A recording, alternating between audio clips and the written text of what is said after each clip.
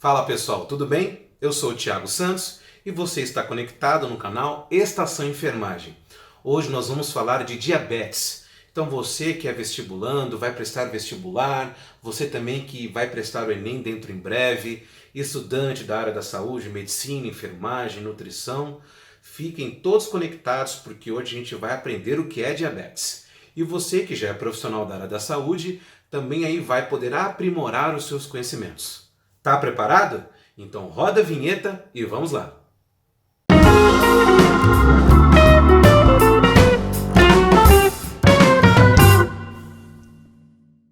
Bom, então hoje nós vamos falar de diabetes. O que é o diabetes? Quais são os tipos de diabetes? Quais são os principais sintomas e também quais são os fatores de risco? Antes da gente conceituar o diabetes, é importante a gente lembrar que é uma doença que cresce a cada vez mais. Então é responsável por grande número de morbimortalidades, é também responsável por grande número de internações e também é grande responsável por diversos casos de amputação dos membros inferiores. Nós temos então o exemplo do pé diabético. Só para você ter ideia, no Brasil hoje tem mais de 14 milhões de pessoas que possuem a doença. E no mundo inteiro são mais de 400 milhões de pessoas. O interessante disso tudo é que tem muita gente que tem diabetes e não sabe. Outras pessoas também são pré-diabéticas, são orientadas quais os riscos que a doença causa e mesmo assim não fazem nada. Aí quando a doença é instalada, não tem mais o que ser feito. Então são algumas complicações. Então o principal item aí para desenvolver o diabetes tipo 2, por exemplo, é a obesidade. E isso aí tem sido uma epidemia no mundo inteiro. Então existem várias campanhas aí para poder equilibrar a obesidade para não desenvolver o diabetes. Mas antes da gente entrar no detalhe propriamente dito do diabetes, também é importante a gente perceber que tem os dois tipos de diabetes.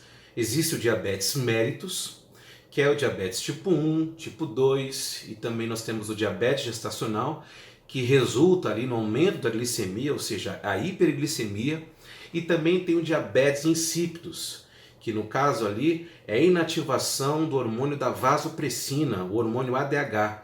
Ele é responsável então pelo equilíbrio, da retenção de líquido e também pela regulagem da pressão arterial. Ele tem o controle sobre os nossos rins. Agora sim, vamos falar de diabetes. O que é diabetes?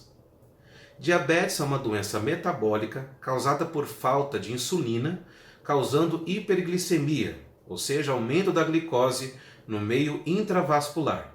Pode causar danos drásticos a vários órgãos, como coração, cérebro, rins, olhos e outros sistemas. Então, quando eu não tenho insulina, eu não tenho como fazer essa glicose entrar na célula. Então, a célula ela fica na camada intravascular e aumenta os níveis glicêmicos, os níveis de açúcar. A pessoa tem hiperglicemia. Agora, antes da gente falar dos tipos de diabetes, então, você precisa entender como que acontece a fisiologia, Tudo acontece com o nosso alimento. Então, a gente vai ingerir esse alimento e vai entrar no processo digestório. Ali a digestão então vai ser feita, vão ter a separação ali dos nutrientes, carboidratos, lipídios, gordura, entre outros componentes. Quando acaba esse processo da digestão, então a glicose ela é secretada na camada intravascular. Então ela vai percorrer todo esse trajeto até o pâncreas, que é um órgão localizado ali próximo do duodeno, que vai produzir alguns hormônios. Então ali nós temos as células alfa, que produzem glucagon, nós temos as células beta, que produzem insulina, e nós temos as células delta, que produzem somatostatina. Então todas essas células elas passam pelas ilhotas de Langerhans, esses hormônios que vão ali percorrer a camada intravascular. Então antes da gente falar propriamente dita da insulina, é bom a gente também saber que o glucagon, que é ali produzido pelas células alfa, ele tem ali o seu conceito, a sua ação é diferente da insulina. Então olha só, por exemplo, você que é estudante aí, quer fazer o que no sábado à noite? Balada, não é mesmo? Sair por aí afora, sem destino. E domingo você quer fazer o quê? Dormir, não é mesmo? Aqueles longos períodos de sono, de repouso, 10, 11, 12, 14 horas, não é isso? Você é minha amiga sedentária, você é meu amigo sedentário, não é assim que acontece? Então, quando a gente tem esses longos períodos de repouso, aí vai entrar o glucagon. Então, o glucagon ele vai chegar até o fígado e vai ocorrer ali, então, a gliconeogênese. Então, ali vai ser produzido glicose para a gente ter energia e suportar, então, esses longos períodos de sono. Então, essa é a ação do glucagon. As células delta produzem, então, a somatostatina. Então, a somatostatina, ela age ali indiretamente no controle glicêmico e também agem ali na secreção de insulina e também de glucagon. Agora vamos falar então das células beta.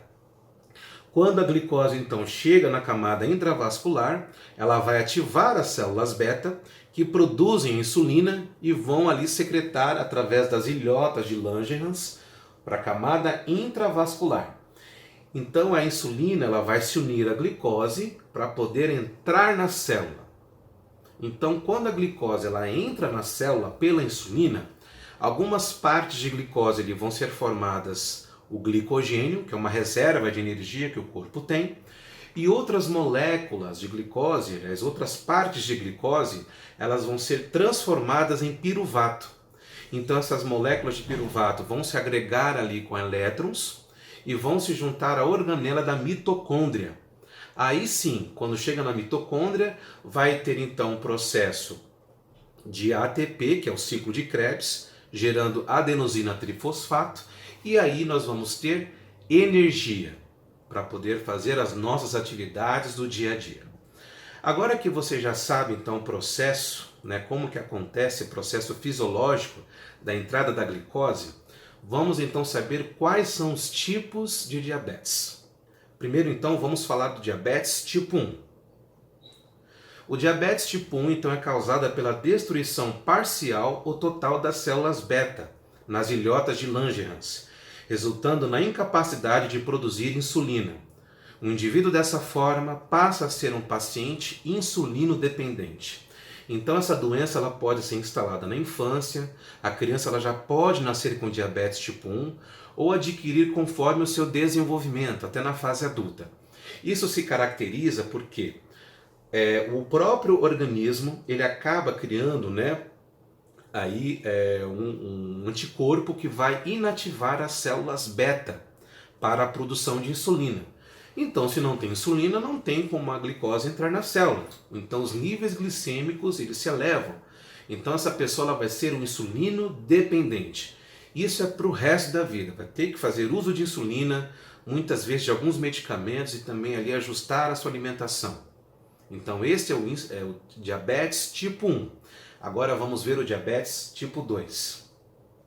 O diabetes tipo 2 é causada por uma síndrome metabólica causada pela hiperglicemia. O pâncreas, em determinado momento, para de produzir insulina suficiente para gerar energia. Dessa forma, aumenta o nível de glicose no meio intravascular. Então veja, o diabetes tipo 2 é algo mais crônico. Então ao longo da vida aí, vai chegar o momento que o pâncreas ele vai parar de produzir ou ele vai diminuir o processo. Como que isso acontece então? Por exemplo, o principal fator aí, que vai desencadear o diabetes, um dos principais fatores é a obesidade. Então, quando o indivíduo ele chega lá próximo dos 40 anos, vem um sedentarismo, então ele acaba engordando bastante. Então, a partir do momento que ele aumenta de peso, ele tem ali os lipócitos, que são aquelas células de gordura. Então, a cada vez que o indivíduo ganha peso, essa célula vai aumentando de tamanho. Chega a aumentar então o tamanho que o pâncreas ele começa a descompensar. Então, o pâncreas pega e fala assim, olha, pode parar, vou parar de produzir insulina. Tá pensando o quê? Ou vou diminuir a produção. Se ele para de produzir insulina, então ele também se torna um insulino dependente. Agora, se ele diminui a produção, vai aumentar a glicemia de qualquer forma, ele tem que fazer uso de medicamentos, estabilizar aí, fazer uma atividade física, melhorar a sua condição alimentar. Então isso é característico do diabetes tipo 2. Vamos falar então agora do diabetes gestacional. O diabetes gestacional, então, é o diabetes que a mulher adquire durante o período gestacional. Durante este período, a mulher passa por mudanças no seu equilíbrio hormonal. A placenta, por sua vez, é uma fonte de hormônio que diminui a produção de insulina. Porém, em alguns casos, o pâncreas não consegue compensar essa falta de insulina, causando o diabetes gestacional. Então, olha só, quando a mulher está nesse processo de gestação, tem um desequilíbrio hormonal muito grande devido à placenta. Então, o pâncreas ele vai compensar, né, aumentando a produção de insulina, para poder compensar aí não ter a hiperglicemia. Agora, em algumas mulheres isso não acontece. Então, o pâncreas ele para de produzir aquela quantidade que é o ideal e a mulher ela vai ter hiperglicemia. Isso também pode acontecer por vários fatores. Então, mulheres que já tiveram diabetes gestacional, por exemplo, mulheres que entram nos fatores de risco ali para gravidez, passam ali daquela faixa, daquela fase para poder ter filhos. Então, quando tem filhos muito tarde, isso também pode acontecer. Hereditariedade, entre outros fatores. Então, ali isso é extremamente prejudicial para o feto, porque ali também ele pode ter uma macrosomia fetal, ou seja, o feto aumenta de tamanho de uma tal forma que complica muito o seu parto.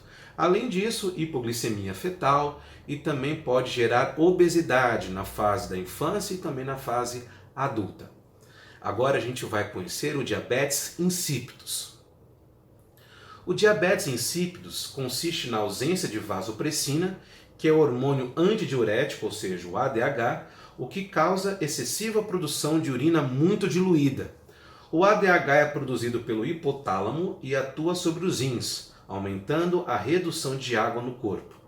Então, quando o hormônio da vasopressina, ele é inativado, ou seja, por algum problema neurológico, ou por uso de drogas, ou por qualquer outro motivo, se ele é inativado, então ele perde ali o controle da retenção de líquido no corpo.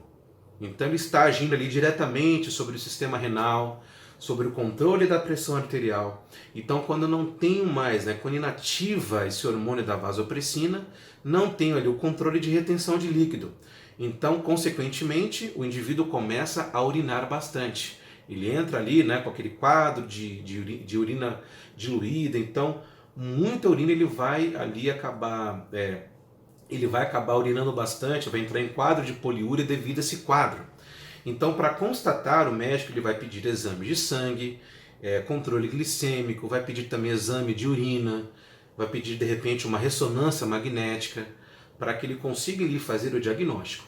Isso também vai dando muita sede no indivíduo, mas mesmo assim ele vai continuar eliminando urina e entra também muitas vezes num quadro profundo de desidratação. Bom, então esses são os tipos de diabetes. Agora que você já os conhece, nós vamos falar então quais são os principais sintomas da doença. Então os principais sintomas de diabetes é a poliúria, que é o aumento da urina, polidipsia, a gente pode colocar aqui como aumento da sede, polifagia, a terminologia para aumento do apetite, perda de peso. Por que o indivíduo ele perde peso? Então, quando não tem entrada de glicose na célula, o corpo ele tenta compensar de outra forma. Então, ele vai em outras fontes do corpo para poder gerar energia. Então, dessa forma, entra em ação a cetogênese, que vai lançar conteúdo cetônico na corrente sanguínea para fazer captação de gordura. Então, nesse processo que tem corpo cetônico, isso é tóxico para o organismo.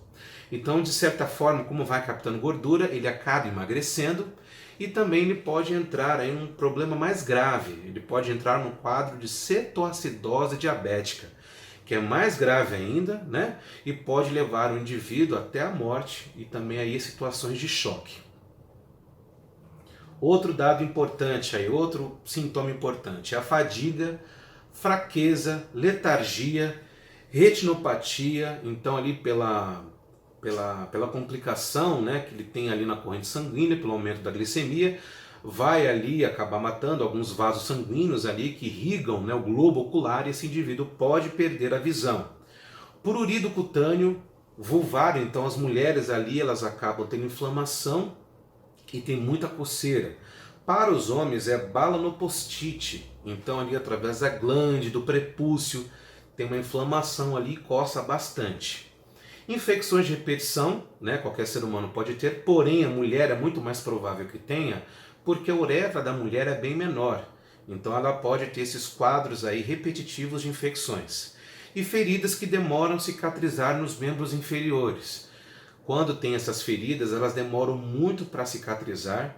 Então a gente tem um exemplo do pé diabético, muitas vezes acaba necrosando e aí resultando numa parte final tem que amputar o membro inferior. Então esses são os principais sintomas. Agora a gente vai ver quais são os fatores de risco para o diabetes. Então, aí o principal fator de risco para o diabetes, que a gente comentou aí praticamente a aula toda, a obesidade. Então, principalmente para o diabetes tipo 2, hereditariedade, falta de atividade física, aumento da circunferência abdominal, tabagismo, hipertensão, níveis altos de colesterol e triglicérides. Então, isso é uma coisa muito preocupante, porque através do colesterol alto, do triglicérides, então vai criar ali placas de ateroma que vão ficar instalados na artéria. Isso vai diminuir a luz do vaso, vai dificultar a passagem do sangue. Então isso vai dar muitas complicações cardíacas e pode levar aí, como a gente já conhece, infarto agudo do miocárdio. Outros sintomas importantes aí, outros fatores de risco importantes. Medicamentos à base de cortisona, então o indivíduo que faz uso de muito corticoide pode ter elevação da glicemia, então eleva os níveis de glicose. Então, se ele faz uso durante muitos anos, ele também, através da glicemia alta, pode desencadear o diabetes tipo 2. Idade acima dos 40 anos, estresse também é uma coisa muito comum, e alimentação inadequada. O indivíduo que adora fast food, McDonald's, Burger King, Bob's, comidas enlatadas, então tudo isso é prejudicial. Isso aí acaba resultando também conciliando com triglicérides, com aumento do colesterol, e isso aí faz com que o indivíduo também desenvolva o diabetes. Uma coisa muito relevante para a gente poder citar aqui também são os níveis glicêmicos, né? Então a gente sabe que na aferição da glicemia capilar a gente tem a normalidade aí de 70 a 100 milímetros de mercúrio por decilitro. E quando a gente vai fazer a aferição pós-prandial, ou seja, após o desjejum, nós temos aí que chegar aí 130, no máximo até 140. Passando desses valores aí, esse indivíduo também tem um risco muito grande de desenvolver o diabetes. Bom, então essa foi a aula de hoje. Espero que você tenha gostado. Se você gostou, dá um like no vídeo para que consiga fortalecer conosco o nosso canal. Se alguma coisa não ficou clara, gente, não deixe de comentar. Muitos vídeos aí são postados e pessoas comentam constantemente, tiram suas dúvidas. Não deixe de fazer o mesmo. Se alguma coisa não ficou clara, coloque nos comentários para que a gente consiga te ajudar. Se você ainda não é inscrito, não perca tempo. Aproveita agora, já se inscreva, clica no sininho para que você ative as notificações e assim você não perca nenhuma videoaula. Foi muito bom estar aqui com você, bons estudos e até a próxima.